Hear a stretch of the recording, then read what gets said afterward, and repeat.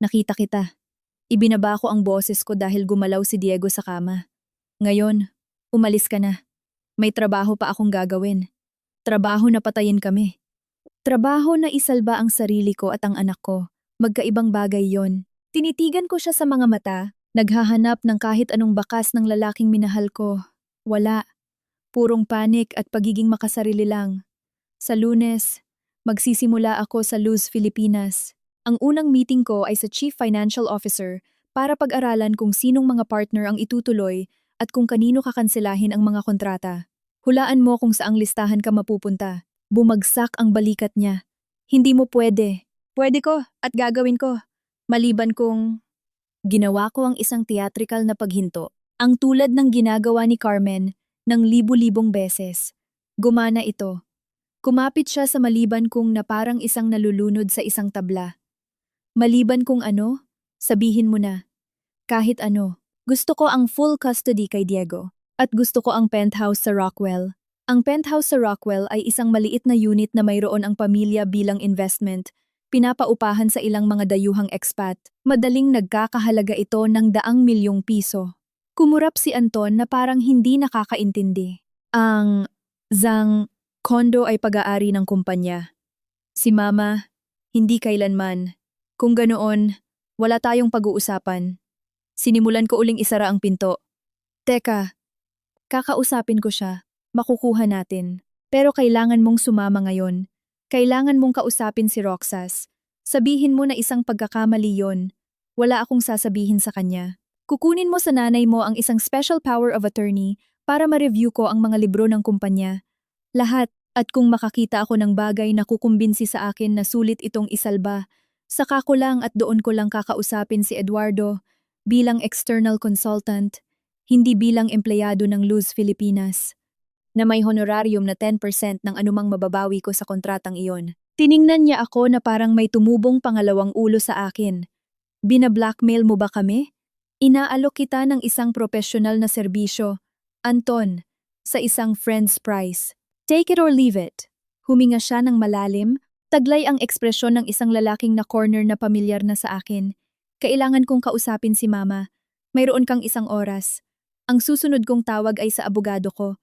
At hindi sa abogado ng kumpanya, kundi sa kapatid ko. Isinara ko ang pinto sa mukha niya. Pinihit ang susi na lumikha ng isang nakakakontentong lagitik. Sumandal ako sa kahoy. Ang puso ko ay parang martilyong pumapalo sa dibdib ko. Naipanalo ko ang baraha ko. Isang baraha na 48 oras ang nakalipas ay hindi ko man lang alam na mayroon ako.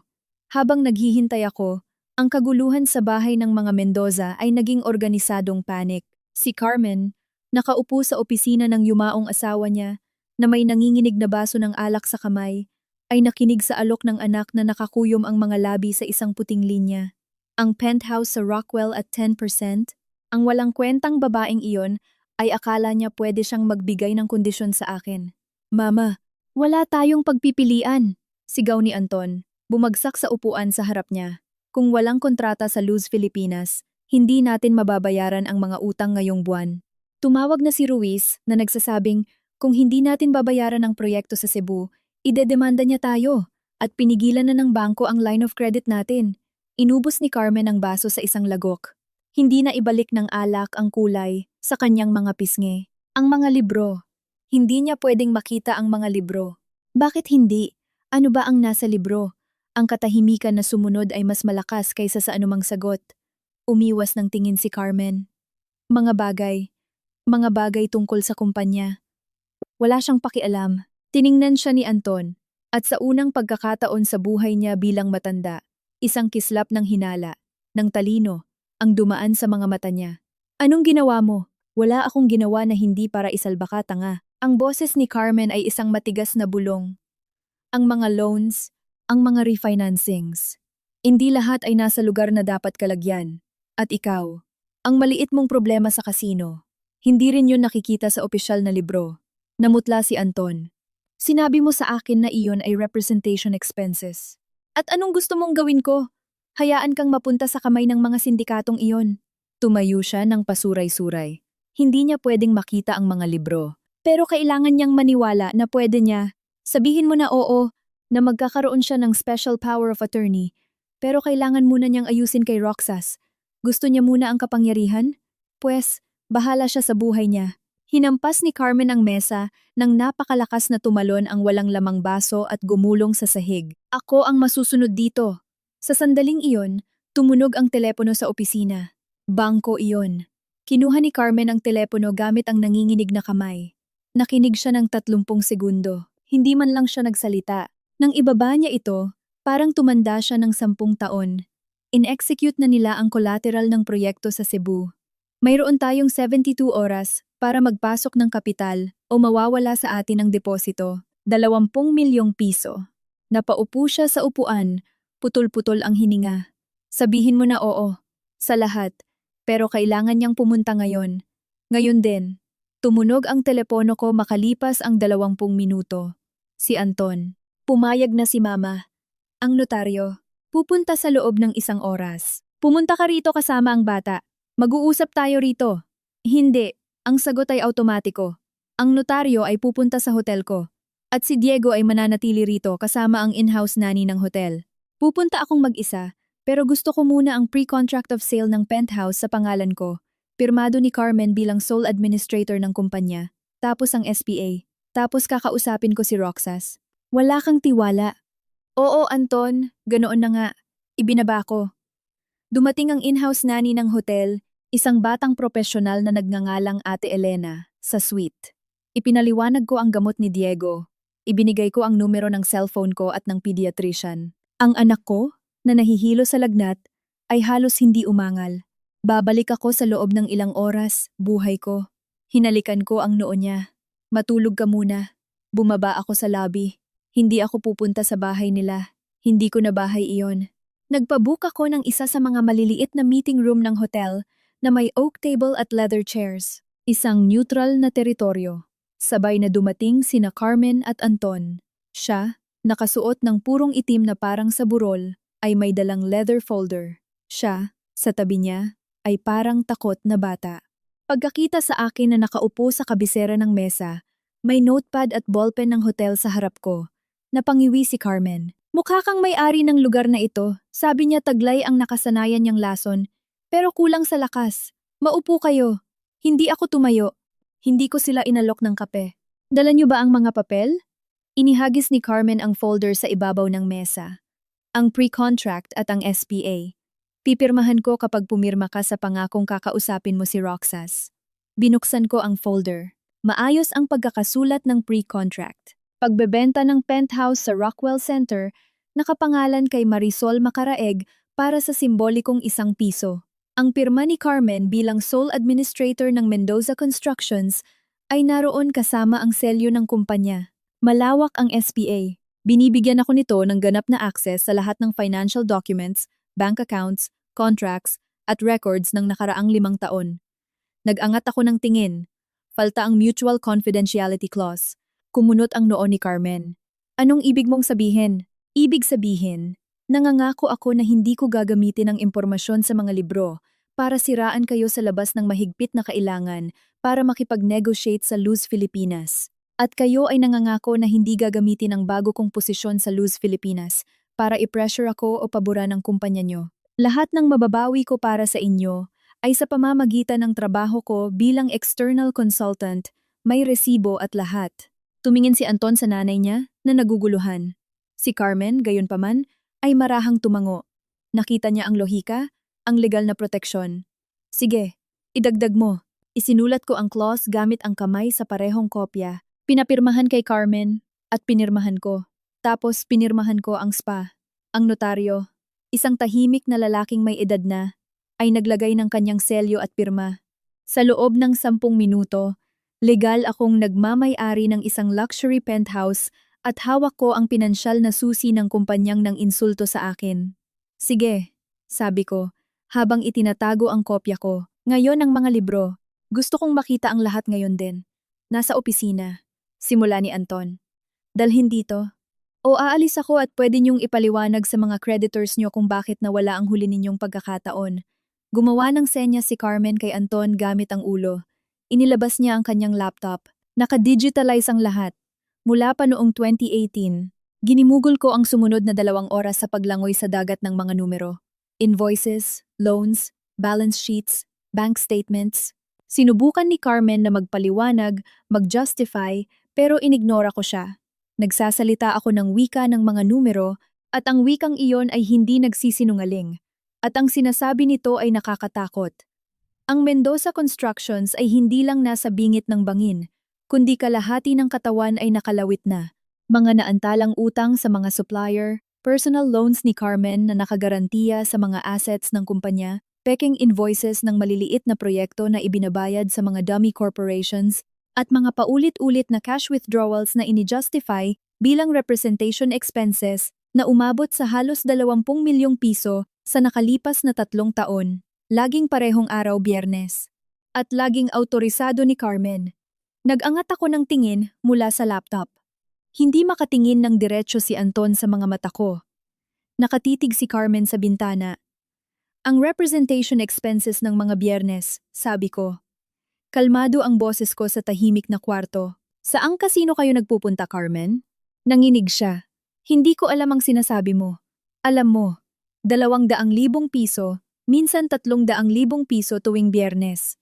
Minsan 4. Kinuha bilang cash mula sa account ng kumpanya, ni-justify bilang pag-aasikaso sa kliyente. Pero walang kahit anong resibo mula sa mga restaurant, sa mga bar o panregalo. Purong cash. Inikot ko ang screen papunta kay Anton. Ikaw ba to? Hindi siya sumagot. Ang kanyang katahimikan ay ang pinakamalinaw na kumpirmasyon. Addiction yan, bulong ni Carmen, na biglang naging matanda at marupok. Isang bisyo. Sinubukan ko siyang tulungan. Napagtakpan ito. Pagtakpan gamit ang mas maraming utang, mas maraming kasinungalingan. Isinara ko ang laptop na may tuyong lagitik, kaya hindi lang pala kapalpakan ang nangyari. Isa itong embezzlement.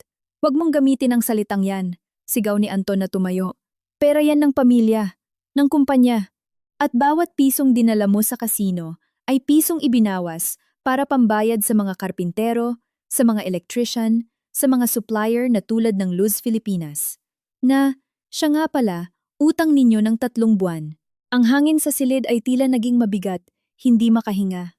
Tahimik na umiiyak si Carmen, luha ng galit at kawalan ng magawa na dumudulas sa kanyang maingat na minakiupang pisngi. Nakuha mo na ang gusto mo, sabi ni Anton. Ang boses ay isang hibla na lang. Ngayon ba tutulungan mo kami? Tiningnan ko sila. Sa babaeng humiya sa akin sa loob ng 1 dekada, sa lalaking naging kasama ko sa buhay, at ninakaw ang kinabukasan ng sarili niyang kumpanya para pondohan ang kanyang bisyo. Nakaramdam ako ng pandidiri at sa hindi inaasahang paraan, isang tusok ng awa. Sila ay mga guho. 2 guhong itinayo nila gamit ang sarili nilang mga kamay. Tatawag ako, sabi ko habang tumatayo, pero wala akong pinapangako. Kamanganuho, wala akong tumayo. Lumabas ako ng silid at pumunta sa isang tahimik na sulok ng lobby. Tinawagan ko ang numero ni Eduardo Roxas. Sumagot siya sa 2 ring. Marisol. Naisip ko na inaasahan mo ang tawag ko, Eduardo. Salamat sa pagkakataon. At sa babala tungkol sa Mendoza. Ganoon ba kalala? Embezzlement, mga nakatagong utang, peking invoices. Isang sakuna, isang katahimikan sa kabilang linya. Kung ganoon, tama ang naging desisyon ko. Naaawa pa rin ako para sa iyo. Huwag mo akong kaawaan. Huminga ako ng malalim. Eduardo, ano ang kakailanganin mo para pag-isipan ulit kahit man lang temporary at conditional ang pagkakansela? Humigop siya ng kung ano, marahil kape. Kakailanganin ko ng mga garantiya. Isang agarang pagpasok ng kapital para patunayan ang solvency, isang pagbabago sa operating management, at external supervision sa lahat ng payments. Sa madaling salita, kakailanganin kong hindi na maging Mendoza ang Mendoza. At paano kung ang external supervision na iyon ay ako? Lumabas kusa ang tanong.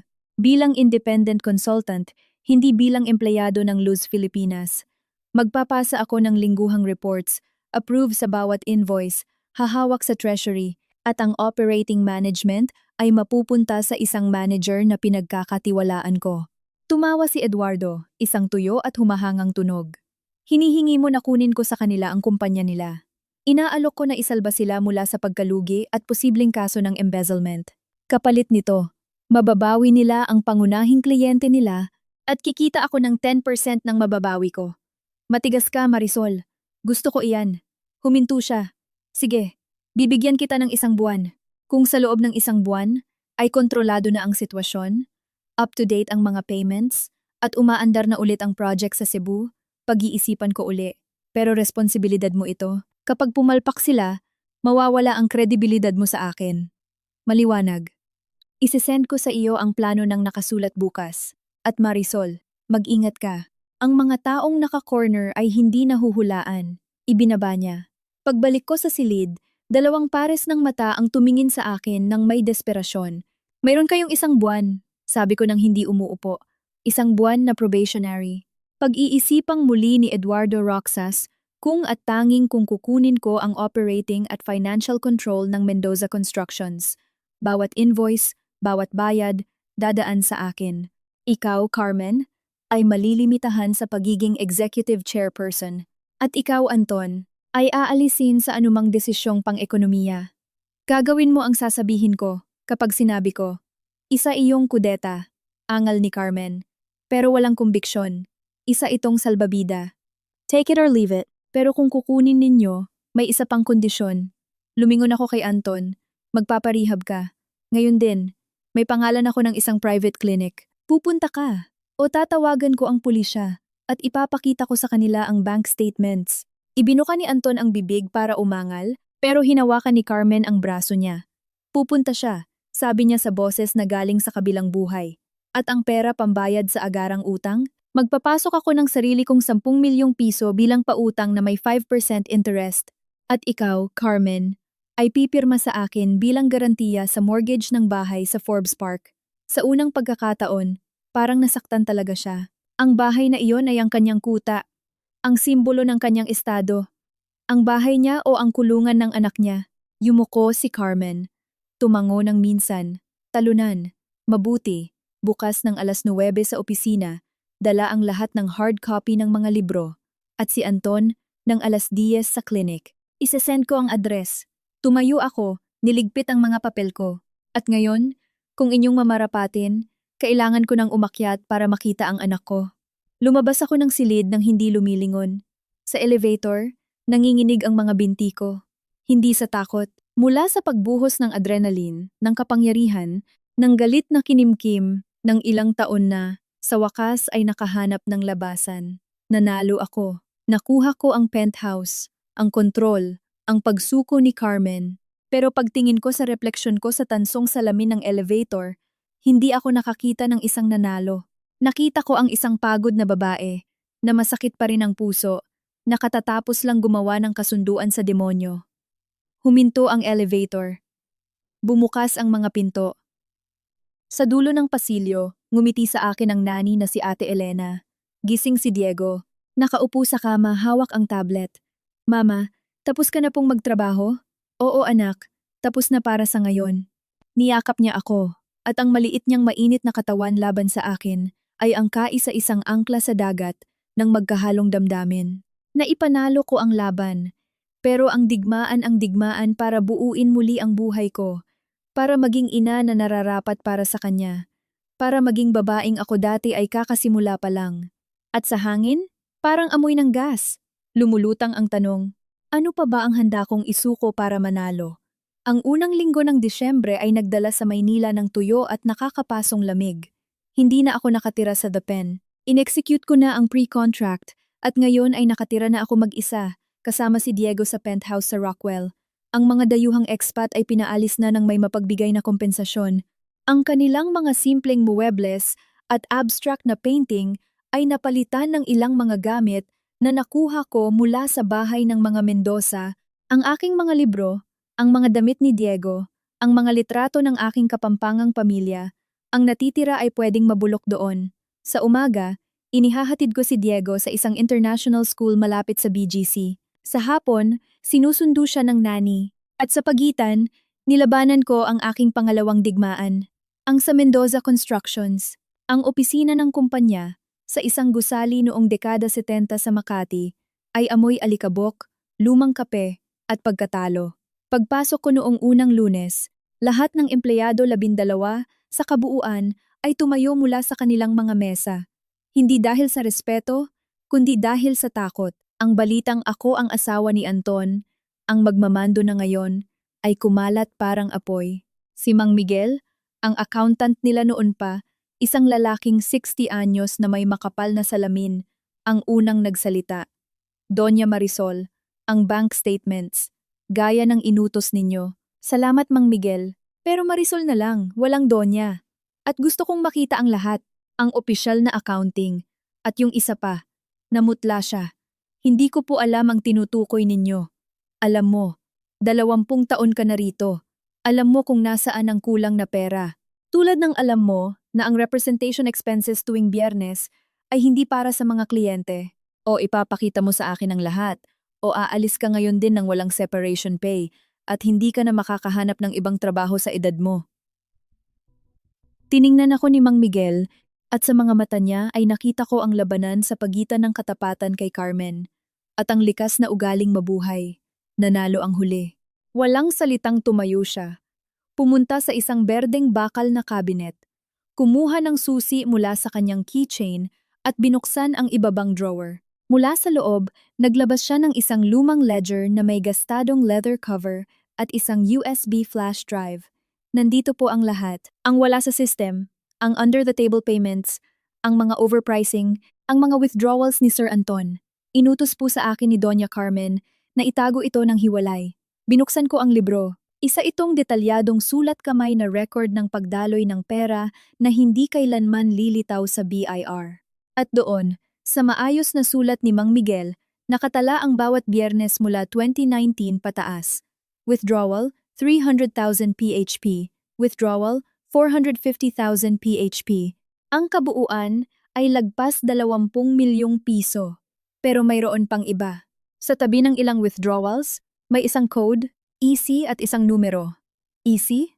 EC. Tanong ko. Ibinaba ni Mang Miguel ang boses niya. Entertainment City, VIP Casino.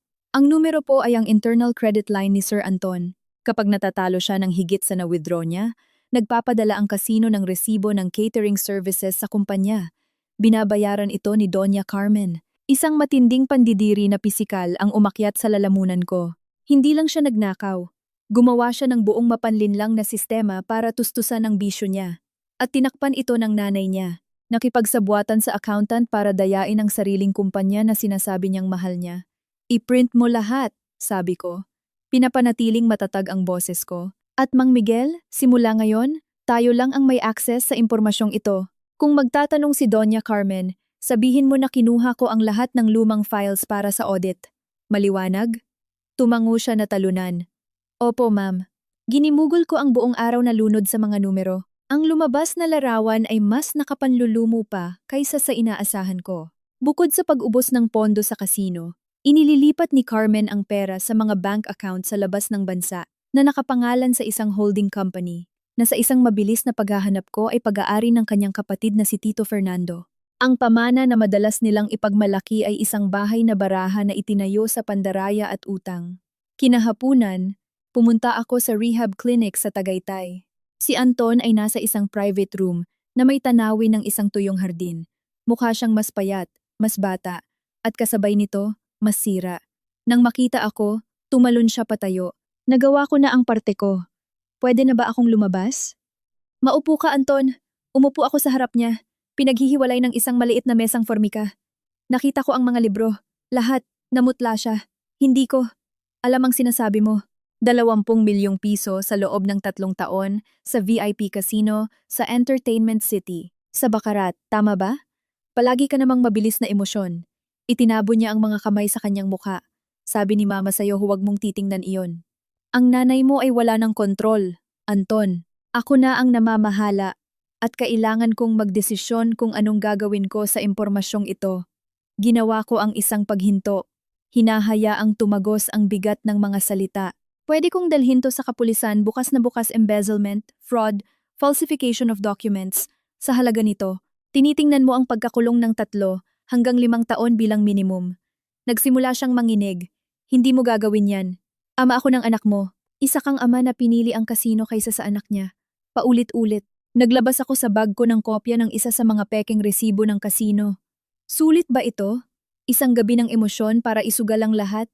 Bumagsak ang mga luha sa kanyang mukha. Ngayon ay walang kontrol. Hindi mo naiintindihan. Ang pressure, ang kumpanya, si mama na laging nakabantay. Ikaw. Ikaw na palaging perpekto, laging kontrolado. Kailangan ko ng isang bagay na akin. Isang sandali kung saan ako ang masusunod. W8, masusunod na matalo. Pinutol ko siya. Hindi yan pagdedesisyon. Sakit yan. At ikaw at ang nanay mo ay inihawa ang buong kumpanya. Tapos na kayo, Anton. Tinawagan ko na ang Luz Filipinas. Anong gagawin mo? Ang tanong niya ay isang nakakatakot na bulong. Depende sa'yo at sa nanay mo. Naglabas ako ng isa pang dokumento. Ito ay isang annulment agreement. Isusuko mo ang shared custody. Magkakaroon ka ng supervised visitation rights tuwing kinsenas. At pipirmahan mo ang pagbebenta ng lahat ng shares mo sa Mendoza Constructions sa pangalan ko sa halagang ₱1. Kapalit nito, hindi ako pupunta sa pulis. At sisiguraduhin kong mabubuhay ang kumpanya para kahit papaano, mayroon si Diego sa hinaharap. Tiningnan niya ang papel na parang nasusunog iyon. Ang shares ko. Yan lang ang mayroon ako. Mayroon kang kalayaan at pagkakataon na gumaling. Mas malaki pa yan sa ibinigay mo sa akin. Tumayo ako. Mayroon kang hanggang bukas para pag-isipan. Kung hindi ka pipirma, bukas ng 10:00 ay may appointment ako sa hepe ng Anti-Fraud Division ng NBI, kaibigan ni Sofia. Lumabas ako ng kwarto, iniwan siya sa kanyang katahimikan at takot. Sa pasilyo, sobrang tapang ng amoy ng disinfectant. Tinawagan ko si Sofia mula sa sasakyan. Nasa mesa niya na. Pipirmahan niya. Sigurado ka? Isa siyang daga, pero ang dagang na corner ay pwedeng kumagat. Sabi ng kapatid ko. Takot siya. At ang tanging mahalaga sa kanya ay ang sarili niyang balat. Pipirma yan. Kinabukasan sa opisina, nakatanggap ako ng 2 bisita. Ang una, ng 9:00, ay isang messenger dala ang pirmadong kasunduan ni Anton. Walang laban, pagsuko lang. Ang kanyang shares, ang 30% ng Mendoza Constructions, ay akin na ngayon. Dagdag pa sa ganap na kapangyarihang magdesisyon na meron na ako. Naging opisyal na may-ari na ako ng kumpanyang nandiri sa akin. Ang pangalawang bisita ay si Carmen. Dumating siya ng 10:00 nang walang pasabi. Parang lumiit siya. Ang mga damit niya, na laging perpekto, ngayon ay mukhang maluwag. Nakasuot siya ng parehong itim na damit, pero ngayon ay mukhang pamburol. Ninakaw mo ang kumpanya ng anak ko. Sabi niya habang nakatayo sa harap ng bago kong mesa ang dating mesa ng kanyang asawa. Hindi ko ninakaw. Binili ko ng ₱1 at iniligtas ko ang anak mo sa kulungan. Dapat ka pang magpasalamat sa akin. Magpasalamat?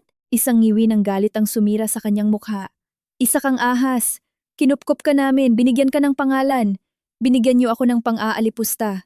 At ngayon ay umiikot na ang mundo. Iniabot ko sa kanya ang isang papel. Ito ang report na inihanda ko para kay Eduardo Roxas.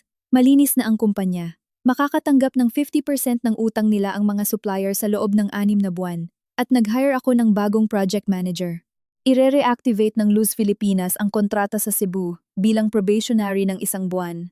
Buhay ang kumpanya mo, Carmen, kahit hindi na sa iyo. Kinuha niya ang report gamit ang nanginginig na mga kamay. Binuklat niya ito. Tinitingnan ang mga numero, ang mga bagong pangalan, ang realidad ng kanyang pagbagsak. At ako, ano ang matitira sa akin? Matitira sa iyo na hindi kita idedemanda bilang kasabwat sa embezzlement at tax fraud. Matitira sa iyo ang bahay na nakasanla hanggang sa kisame, pero sa iyo pa rin. At matitira sa iyo ang anak mo. Kung gusto niya talagang gumaling, mas malaki pa yan kaysa sa iiwan niyo sana sa akin. Nabitawan niya ang report. Ang paghinga niya ay naging mabigat, putol-putol. Hinawakan niya ang kanyang dibdib. Masakit, dito. Sa una inakala ko na isa na naman ito sa mga drama niya, pero ang kulay ng kanyang balat ay naging abo. Humihingal siya. Hinanap ng mga mata niya ang sa akin, at sa mga ito ay wala ng galit, kundi purong takot, tulungan. Mo ako! Tumakbo ako papunta sa kanya. Sinalo ko siya bago pa siya bumagsak sa sahig. Sumigaw ako patungo sa pinto. Mang Miguel, tumawag ka ng ambulansya. Ngayon din. Ang mga sumunod na minuto ay isang kaguluhan. Ang pagdating ng mga paramediko, ang stretcher, si Carmen na ngayon ay walang malay. May nakapintang ngiwi ng sakit sa kanyang mukha. Tiningnan ako ni Mang Miguel ng may sindak. Inatake sa puso. Mukhang ganun na nga. Tawagan mo si Anton sa clinic. Sabihin mong dalhin siya sa parehong ospital. Pinanood ko silang umalis. Wala akong naramdamang kasiyahan. Isang malaking kawalan lamang at isang tanong. Ako ba? Hmm. Hmm. Ang nagdulot nito sa pagiging matigas ko? Sa ospital, sa waiting room ng ICU, nakita ko si Anton. Nakasuot ng casual na damit, maputla, nanginginig. May kasama siyang social worker mula sa clinic. Nasaan ang nanay ko? Ito lang ang nasabi niya. Nasa operating room. Kailangan siyang lagyan ng 2 stent. Stable na siya, pero kritikal. Bumagsak siya sa plastic na upuan. Kasalanan mo to. Hindi, Anton. Kasalanan to ng mga taon ng kasinungalingan, ng stress, ng pagtatakip sa mga atraso mo. Hindi na kinaya ng puso niya. Umupo ako sa tabi niya. Hindi para mag-alok ng ginhawa, magabumanga, kundi dahil sa pagod. Pinirmahan mo ang papel. Ano pa ba ang matitira sa akin? Idinura niya ang mga salita. Matitira sana ang dignidad mo, pero matagal mo nang naiwala. Tumayo ako. Bibisitahin ko siya bukas. Samahan mo siya. Nanay mo siya. Lumabas ako ng ospital. Ang gabi ng Maynila ay malamig at malinaw. Sa bag ko, ang annulment agreement at transfer of shares ay bumibigat na parang bato. Nanalo ako. Akin na ang kumpanya, ang bahay, ang custody ng anak ko. Pero ang lasa ng tagumpay ay parang abo. Pagdating ko sa penthouse, tulog na si Diego. Hinihintay ako ni Sofia na may bote ng red wine at 2 baso.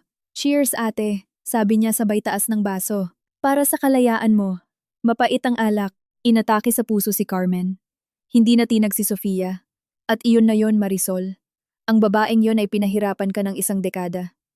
Tinakpan niya ang anak niya habang hinihiya ka niya. Hindi mo obligasyong maawa sa kanya. Hindi ako naaawa. Pagod lang ako. Napasubsob ako sa sofa. At ano na ngayon, Sofia?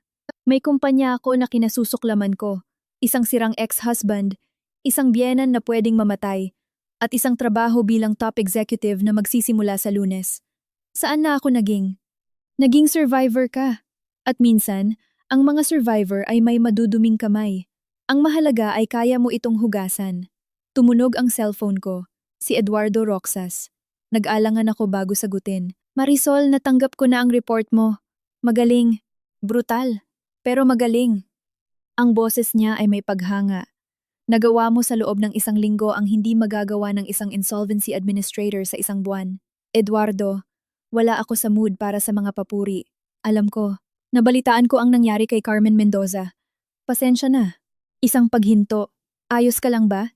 Ang simpleng tanong, tinanong ng sinsero, ay halos nagpabigay sa akin. Pagod ako. Pwes magpahinga ka. Sa Lunes hihintayin kita sa opisina ko.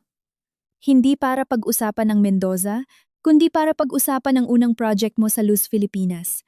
Naisip ko na ikaw ang mamahala sa restructuring ng buong chain of suppliers. Mahirap to. Lalaban ka ba? Isang maliit at tunay na ngiti ang sumilay sa labi ko. Siyempre, lalaban ako. Mabuti. Ngayon ibaba mo na to at maligo ka ng mainit. Makakapaghintay ang mundo. Ibinaba ko. Tiningnan ako ni Sofia nang may nakataas na kilay. Boss mo yon? Parang interesado ah. Huwag kang magsimula, Sofia. Wala naman akong sinasabi. Ngumiti siya habang nilalagyan uli ng alak ang baso ko. Inom. Bukas ay panibagong araw. At sa pagkakataong ito, Marisol, araw mo na. Tumingin ako sa labas ng bintana. Ang mga ilaw ng Makati ay kumukutitap. Walang pakialam sa aking mga pribadong digmaan. Sa ibaba, sa kalye, nagpapatuloy ang buhay. May anak ako na nagmamahal sa akin, isang trabaho na humahamon sa akin, isang bahay na akin, at mayroon ako sa unang pagkakataon matapos ang matagal na panahon. Ang kontrol.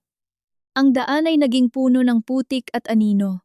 Siguro ang ilan sa kanila ay hindi na ako iiwan, pero kahit papaano ngayon, ako na ang naglalakad paharap. Si Marisol Macaraeg, may-ari ng kanyang pangalan, ng kanyang tadhana, at ng kanyang kadiliman. 3 buwan ang nakalipas. Ang hangin sa Makati ay amoy matamis na arnibal at inihaw na kastanyas, sa mga Christmas lights na nakasabit sa Ayala at sa tuyong lamig ng Disyembre. Sa bago kong opisina sa 10th floor ng Luz Filipinas, na may tanawin sa mga bubong ng syudad, ang mga huling sinag ng araw ng taglamig ay nagre-reflect sa screen ng aking computer. Sa ibabaw ng mesa, 2 dokumento. Sa kaliwa, ang Final Management Report ng Mendoza Constructions. Sa kanan, ang draft ng expansion plan ng Luz Filipinas sa Cebu. Ang una kong malaking project bilang Director of Operations. Sa pagitan nilang dalawa, isang maliit na porselanang platito na may 2 perpektong hiwa ng leche flan. Ang arnibal nito ay kumikinang sa ilalim ng ilaw. Tumunog ang mahinang chime ng pinto. Tuloy, pumasok si Eduardo Roxas na may dalang 2 tasa ng kape. Nawala na ang nakagawian niyang kumatok bago pumasok sa opisina ko. Oh, walang asukal, kaunting gatas. Paano mo gusto? Salamat. Kinuha ko ang tasa. Umupo siya sa upuan sa harap ko. Nang walang seremonya, tinitingnan ang mga dokumento. Ang 2 mundo ni Marisol? Tanong niya habang itinuturo ang mga ito gamit ang kanyang baba. Parang ganoon. Ang nakaraan at ang hinaharap. Itinulak ko papunta sa kanya ang report ng Mendoza. Tapos na yan. Malinis na ang kumpanya. Bayad na ang mga supplier. Updated at naibenta na ang project sa Cebu. Tinaas niya ang isang kilay. Naibenta? Kanino? Sa isang malaking construction group mula sa Davao. Nagbayad sila ng patas na presyo. Isinasaalang-alang ang kasaysayan. Sapat para bayaran ang mga natitirang utang, magbigay ng malaking separation pay sa mga empleyado, at mag-iwan ng maliit na trust fund para kay Diego. Huminto ako, at para bayaran ang prolonged rehab treatment ni Anton. 1 taon sa isang clinic sa Melbourne. Dahan-dahang tumango si Eduardo. Si Carmen Mendoza? Gumaling sa atake sa puso, pero nawalan ng malaking bahagi ng kanyang mobility. Ngayon ay nakatira siya sa isang luxury facility sa Alabang na may 24-hour care. Ibinebenta na ang bahay sa Forbes Park. Sa kikitain doon, sapat na para mabuhay siya ng komportable sa natitira niyang mga araw. Kaunti, pero sapat. Dinalaw mo ba siya? Oo, minsan. Hindi na ako nagdagdag ng detalye. Hindi ko kinuwento sa kanya kung paano ang matriarka na nabawasan na bilang isang anino sa wheelchair ay hinawakan ang kamay ko gamit ang kanyang nanginginig na kamay at bumulong ng patawad bago humarap sa bintana. Ang ilang mga pagpapatawad ay dumarating ng huli na para baguhin ang nakaraan, pero sakto lang para hindi lasunin ang hinaharap. Naging mahirap yon, sabi ni Eduardo. Hindi bilang tanong, kundi pahayag. Naging patas. Uminom ako ng kape. At ito, ipinagpatuloy ko, idinudulas ang folder sa kanya, ang expansion plan. Ito ang hinaharap. Cebu, Davao, tapos siguro sa Iloilo. Nire-review ko ang supply chain, nakipag-negotiate sa mga local suppliers, kinwenta ang mga risks. Pwede nating bawasan ang gastos ng 15% habang pinapanatili ang kalidad at maabot ang merkado sa loob ng 18 buwan. Binalasan niya ang dokumento, pero ang mga mata niya ay bumabalik sa akin. Alam mo kung ano ang pinapahalagahan ko sa'yo, Marisol? Na hindi ka humihingi ng permiso. Nagpapakita ka ng mga nagawang katotohanan kasama ang mga numero na nagpapatunay rito. Nakaka-refresh at medyo nakakatakot. Ngumiti ako. Nakakatakot. Ako, noong inalok mo sa akin ang trabaho, akala ko nagbibiro ka. Ang pinakamagandang desisyon na ginawa ko sa loob ng maraming taon. Isinara niya ang folder. Inaprubahan na ng board ang project at ang performance bonus mo. Para sa Enero, mayroon kang dagdag na 5 milyong piso sa account mo. Ang halaga, na dati-rati iisipin kong kahibangan, ngayon ay tinanguan ko lang. Salamat, walang anuman. At ngayon, iba naman ang pag-uusapan natin. Sumandal siya paharap, naka-interlock ang mga kamay. May isang gala, ang Textile Industry Association. Sa Sabado, ay ibibigay nila ang award para sa Executive of the Year. At na-nominate ka. Nasamid ako sa kape. Ako? Eduardo, 3 buwan pa lang ako rito. Enwar, Enwar, Enwar, Enwar. At sa loob ng 3 buwan, mas marami kang nagawa kaysa sa pinalitan mo sa loob ng 3 taon. Isa itong pagkilala at pagkakataon mag-network. Huminto siya at nagiba ang tono niya. Naging mas personal. Pupunta ako at gusto kong sumama ka sa akin. Hindi bilang boss at empleyado, kundi bilang Eduardo at Marisol. Ang hangin sa opisina ay tila naging mas mabigat. Sa mga nakalipas na buwan, may mga pinagsaluhang kape, mga working dinner, mga usapan na tumatagal ng higit sa kinakailangan. Isang pagkakaunawaan na lumampas na sa pagiging propesyonal. Nakita ko na ito, pero pinigilan kong makita dahil sa takot, pagod, at para hindi maulit ang mga pagkakamali. Eduardo, isa lang itong gala, wala nang iba. Pero iba ang sinasabi ng mga mata niya. Pag-isipan mo, ang damit ay babayaran ng kumpanya at pwede tayong gumamit ng kumpanyang sasakyan. Lahat profesional. Ngumiti ako. Hindi ko maiwasan. Mukhang nakakaboring. Sa sandaling iyon, nag-vibrate ang cellphone ko. Inililigtas ako mula sa pangangailangang sumagot. Mensahe mula kay Sofia. Nasa bahay mo na ako. May dala akong lechon at isang surprise. Tiningnan ko si Eduardo. Kailangan ko nang umalis. Noche buena ngayon. Darating ang kapatid ko para maghapunan kasama namin. Siyempre, tumayo siya. I-enjoy mo ang holidays. At pag-isipan mo yung gala. Balitaan mo ako. Pagdating ng Enero. Pagkaalis niya, naiwan akong nakatitig sa 2 leche flan. Ginawa ko yun kaninang umaga sa kusina ng penthouse ko, base sa recipe ng nanay kong Kapampangan. Sa unang pagkakataon sa loob ng maraming taon, naging perpekto ang mga ito. Ang arnibal sa tamang lapot. Ang texture ay magaan, pero matatag isang maliit na pribadong tagumpay. Ang penthouse ko ay amoy cinnamon, arnibal, at pag-ibig. Ginawang kapistahan ni Sofia ang dining table. Simple pero perpekto isang maliit na lechon, salad, at ang dessert na dinala niya. Ube halaya. Tita Sofia, tingnan mo ang ginawa ko sa school. Ipinakita ni Diego na kumikinang ang kalusugan, ang isang drawing, isang bahay na may 3 tao. Ito ikaw, ito si Mama, at ito ako. Wala ang papa mo puna ni Sofia, taglay ang nakasanayan niyang pagiging direkta. Nagkibit balikat si Diego na may katahimikan na dumurog sa puso ko. Nasa Australia po si Papa para magpakatatag. Babalik po siya agad. At pansamantala, nandito po ang pinakamagandang tita sa buong mundo. Niyakap niya ito. Tumunog ang doorbell. Kumindat sa akin si Sofia. Ang surprise. Pumunta ako para buksan ang pinto. Sa hamba, may dalang bouquet ng bulaklak at isang bote ng alak. Naroon si Anton. Hindi ang Anton na wasak mula noong 3 buwan na ang nakalilipas, kundi isang lalaking mas payat, mas kalmado, may malinaw na mata at nahihiyang, pero tunay na ngiti.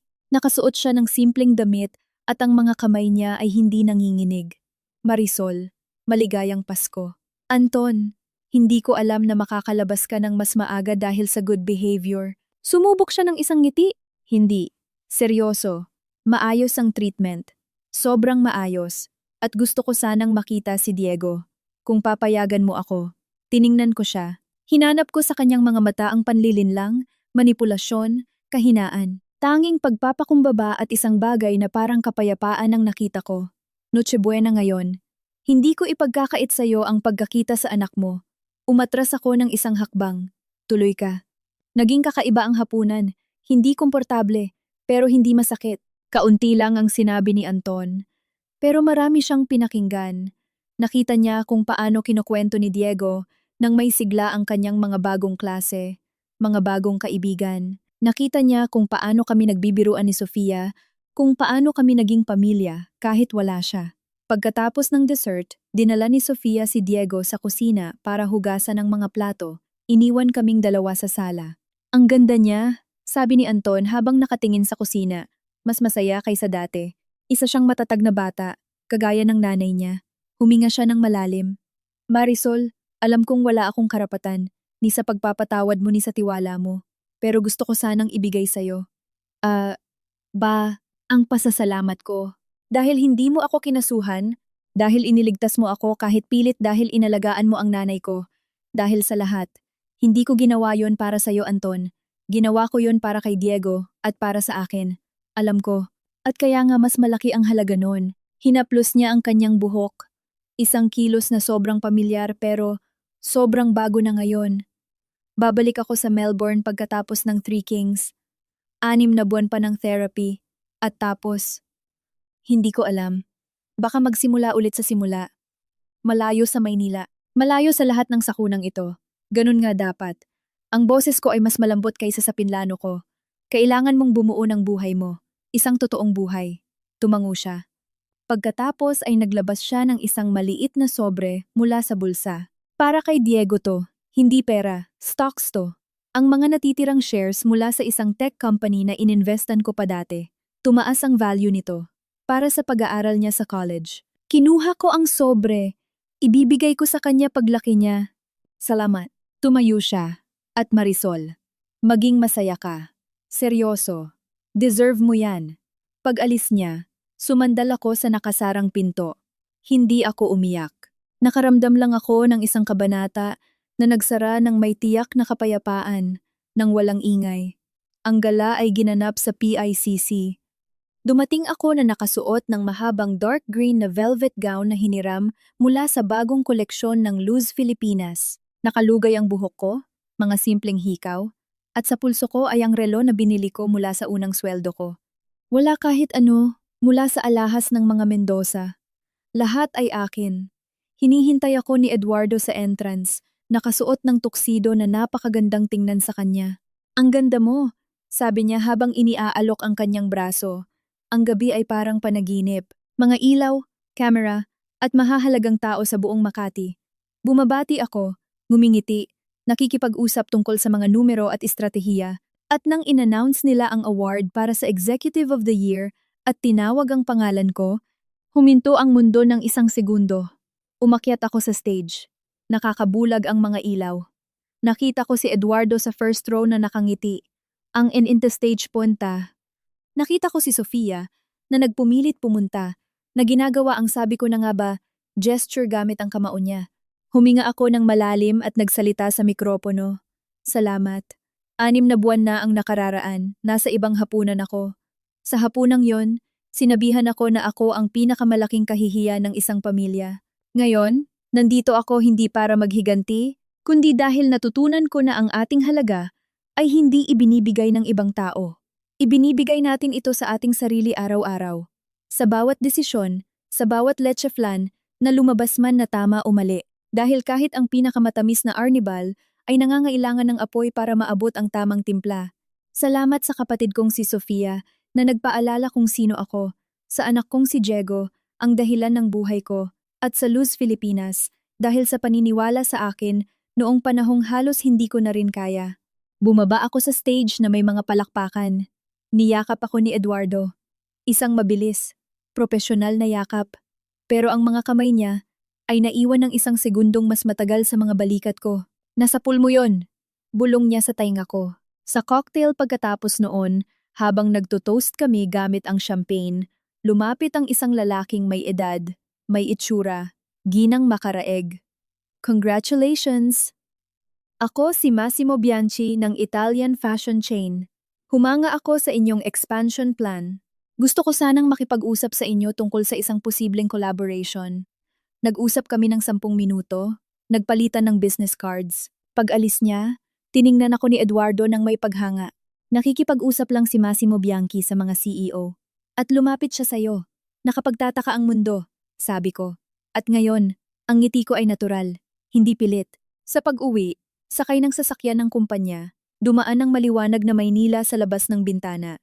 Binasag ni Eduardo ang katahimikan. Ano nang gagawin mo ngayon? Kasama ng award mo, ang pagkilala? Sa'yo na ang mundo. Uuwi. Bukas aalis kami ni Diego papuntang Pampanga para magpalipas ng 1 linggo kasama ang mga magulang ko sa karinderya namin. Tutulong sa nanay ko magbalat ng patatas at makikinig sa mga kwento ng mga suki. Ang ganda pakinggan. Huminto siya. At pag-uwi mo, gusto mo bang mag-dinner? Walang business plans, walang reports, dinner lang. Tiningnan ko ang profile niya sa ilalim ng ilaw ng poste. Isang mabuti, interesanteng lalaki. At ako, isang malayang babae, nagmamay-ari ng aking oras, ng aking mga desisyon, ng aking mga pagkakamali. Sige, sabi ko. Gusto ko. Huminto ang sasakyan sa harap ng gusali ko. Bumaba ako. Bago ko isara ang pinto, nagsalita si Eduardo. Merry Christmas, Marisol. Merry Christmas, Eduardo. Umakyat ako sa elevator. Sa penthouse, tahimik ang lahat. Natutulog na si Diego sa kwarto niya, nakayakap sa isang bagong stuffed toy. Umalis na si Sofia na may inibang note. Mahal kita, ate. Nagawa mo na. Tinanggal ko ang sapatos ko. Hinubad ko ang gown ko. Isinuot ang lumang bathrobe ko. Pumunta ako sa kusina. Sa ibabaw ng counter, naiwan ang isang leche flan na mag-isa sa plato. Kinuha ko. Ang Arnibal ay perpekto matamis, pero hindi nakakaumay. Matatag, pero malambot. Kinain ko ito sa isang subo, habang nakatingin sa labas ng bintana sa syudad na minsan ay kinain ako. At ngayon, sa wakas, ay tahanan ko na. Hindi ito happy ending ng isang fairy tale. Ito ay mas maganda. Isang bagong simula na may mga peklat, may alaala, at may hinaharap na hindi tiyak, pero akin lang. At sa wakas, pagkatapos ng napakahabang taglamig, nalaman ko kung ano ang pakiramdam ng mainitan. Ang maliit na restaurant ng mga magulang ko sa San Fernando, Pampanga, ay amoy tulad ng noong bata pa ako, amoy ng kahoy sa pugon, kare-kare, at matamis na halaya. Noche Buena ulit. At sa pagkakataong ito, ang mesa ay hindi gawa sa marmol tulad sa Forbes Park, kundi isang rustic na kahoy, puno ng clay pots at totoong tawanan. Si Diego, mas matangkad na at may ngiti na hindi nakilala ang takot, ay tumutulong sa tatay ko na ilabas ang sisig. Nagtatalo sina Sofia at ang nanay ko tungkol sa dami ng toyo sa adobo. At sa pintuan, sa ilalim ng arko, lumitaw ang isang hindi inaasahang anyo, si Anton. Pero hindi ang basag na lalaki, isang taon na ang nakararaan. Ang isang ito ay may dalang mga regalo. Ang balat ay sunog mula sa araw ng Australia at sa mga mata niya ay may kapayapaan na hindi ko nakilala. Sa tabi niya, isang babaeng Aussie, blonde at may nahihiyang ngiti na nagngangalang Lena ang therapist niya. At ngayon, higit pa rito. Merry Christmas, sabi ni Anton, at ang boses niya ay hindi nanginginig. Ang katahimikan ay panandalian. Tumango ang tatay ko, gamit ang karunungan ng probinsyano na nagpapatawad ng hindi nakakalimot. Tuloy ka, anak, may pwesto pa para sa lahat. Ito ay naging isang kakaiba at magandang hapunan. Hindi kami isang tradisyonal na pamilya, kundi isang mosaic ng mga taong nasira at binuong muli. Nagkwento si Anton tungkol sa trabaho niya sa isang maliit na renewable energy company sa Melbourne. Nagkwento si Lena tungkol sa anak niyang kasing edad ni Diego. At ang nanay ko, na hindi kailanman naintindihan ang mga Mendoza, ay nilagyan ng sabaw si Anton habang sinasabi, "Ang payat mo, iho." Pagkatapos ng hapunan, lumabas ako sa malamig na bakuran. Sumunod si Anton. "Okay lang, di ba? Napumunta ako? Okay lang." Tumingin ako sa mga bituin na mas maliwanag palayo sa Maynila. "Masaya ka ba, Anton?" "Nasa kapayapaan." Higit pa ito sa nararapat sa akin. Lumapit siya. "Ikaw, Marisol, mukha kang kumpleto." Sa sandaling iyon, isang sasakyan ang huminto sa harap ng restaurant. Bumaba si Eduardo, dala ang isang bote ng mamahaling alak at isang kahon ng pastillas. Dumating siya ng diretsyo mula Maynila pagkatapos isara ang fiscal year. Nang makita ako kasama si Anton, nag-alangan siya ng isang segundo. "Okay lang ba?" tanong niya. "Okay ang lahat," nginitian ko siya at hinawakan ang kamay niya. "Halika. Ipapakilala kita sa mga magulang ko." Sa loob, ang mundo ay muling nabubuo sa bagong paraan. Si Eduardo, ang CEO mula Makati, na tinutulungan ang tatay ko na buksan ang mga bote. Si Diego, pinapakita kay Lena ang mga nakuha niyang bato. Si Sofia, na binibiro si Anton tungkol sa basketball, at ako sa gitna, nararamdamang sa wakas, ang lahat ng pira-piraso ng buhay ko, pati ang mga sirang bahagi, ay nakahanap na ng kani-kanilang lugar. Hindi ito perpekto. May mga sugat na hindi naganap na maghihilom, mga pagkawala na palaging mararamdaman sa tiyak na mga katahimikan, pero ito ay totoo, at ito ay akin. Pagsapit ng hating gabi, lumabas kaming lahat kung saan nagpapaputok ng kwitis ang mga kapitbahay.